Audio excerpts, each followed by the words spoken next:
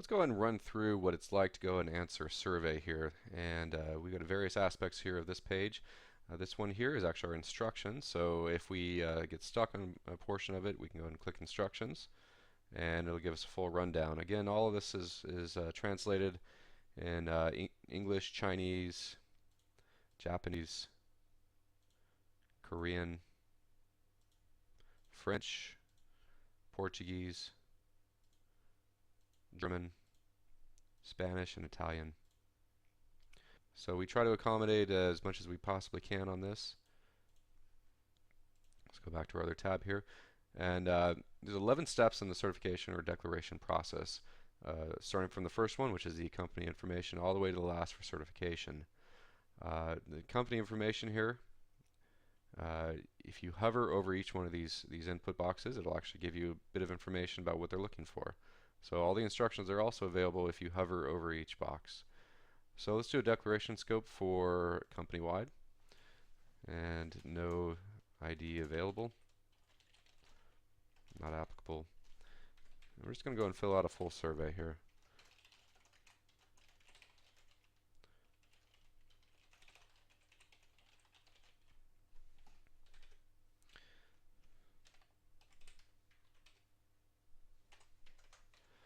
Authorizer, this is the from the JESI itself. Insert the name of the person who is responsible for the content of this declaration. This happens to be me, so we're going to put my name down.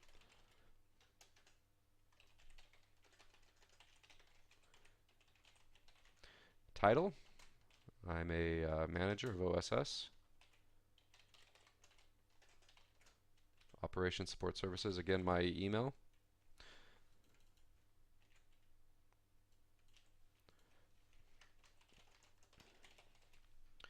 And phone number. Going to the next step.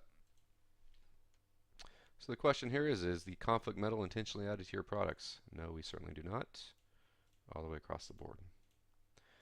Any comments associated with these answers can be put over here.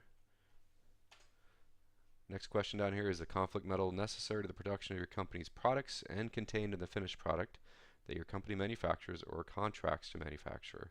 Tantalum, no. I'm sorry, no. Tin, yes. Gold, yes. Tungsten, no. Go to the next step. So the rest of these questions simply mirror the survey provided by GAESI, and they continue on down the line. Once you've answered all the basic questions 1 through 6, it asks you to identify your smelters now. So in this situation, you ask for our tin smelter. Let's go and look for our tin smelter. We have, let's use Cooper Santa for Brazil, and say we've got a tin or a smelter in there that we is not located in that database. So we can simply add them here. Brazil, tin, no ID, and all the information associated with that smelter, including country. So let's pick Brazil, and let's add them to that list. So they'll pop up right there. They're also added to our list and can be managed from the account administration page under smelters. So let's choose a smelter for gold. Go down, let's choose Doduco and submit that. Now here's our final questions on policy-oriented questions. Do you have policy in place to address conflict minerals? Yes. Is your conflict mineral sourcing policy publicly available? Yes. Do you require direct suppliers? Yes. All the way down the line. Obviously these would be unique to your company's situation.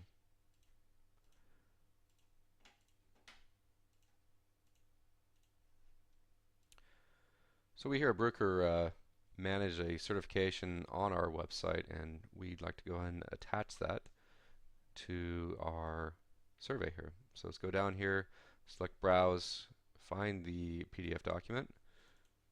This will also accept Excel spreadsheets. We're going to submit that.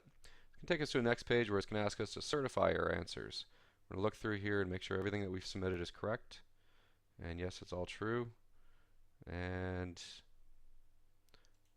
click certify.